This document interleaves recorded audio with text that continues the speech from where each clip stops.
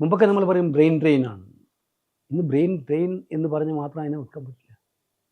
നമ്മുടെ വീടുകളിൽ കുട്ടികളില്ല.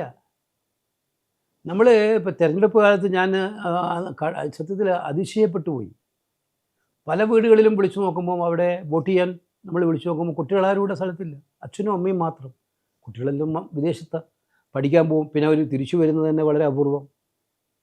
ഇവരെല്ലാവരും വിജയിക്കണമെന്നില്ല. അവരോട് ഞാൻ കഴിഞ്ഞ ദിവസം എൻ്റെ കോൺസ്റ്റിറ്റ്യുവൻസിയിൽ ഒരു കുട്ടികളുടെ ആയിട്ടുള്ളൊരു മീറ്റിംഗ് ഉണ്ടായിരുന്നു. അവരോട് ഇൻട്രാക്ട് ചെയ്ത് കൊടുക്കുക. ഞാൻ അവരോട് ചോദിച്ചു, എന്താണ് നിങ്ങൾ മനസ്സിലുള്ള? അവർ പറഞ്ഞു, ഞങ്ങളുടെ മനസ്സിലുള്ള ആശങ്ക ഞങ്ങൾക്ക് പഠിച്ചാലും ജോലി കിട്ടില്ല, കിട്ടിയാലും 15,000 രൂപ ശമ്പളമുള്ള ജോലി. എം.ടെക് പാസ്സായ ഒരു കുട്ടിക്ക് കേരളം കൊടുക്കുന്നത് എത്ര ശമ്പളം? 15,000 20,000 രൂപ. അപ്പോൾ ഈ കുട്ടിക്ക് എങ്ങനെയാണ് ഒന്നാമത് പഠിക്കാൻ ആവശ്യമായിട്ടുള്ള ഇൻഫ്രാസ്ട്രക്ചറിന് വേണ്ടിയിട്ടുള്ള ഒരു ക്വാളിറ്റേറ്റീവ് എഡ്യൂക്കേഷൻ കൊണ്ടുവരാനുള്ള സ്ഥാപനങ്ങൾ നമ്മൾ പലതും ഉണ്ടാക്കുന്നു എന്ന് പറയുന്നെങ്കിലും ആ സ്ഥാപനങ്ങൾ ചിലതില്ലാന്ന് ഞാൻ പറഞ്ഞില്ല. പക്ഷേ പല സ്ഥാപനങ്ങൾക്കും ആ ക്വാളിറ്റേറ്റീവ് എഡ്യൂക്കേഷൻ സിസ്റ്റം ഇല്ല.